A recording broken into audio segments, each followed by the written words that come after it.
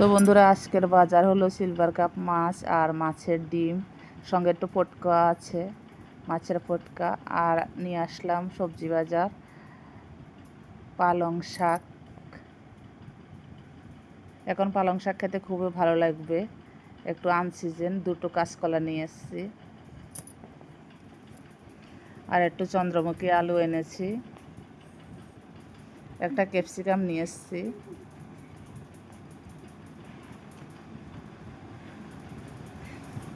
তারপরে দুটো বেদানা নিয়ে আসলাম,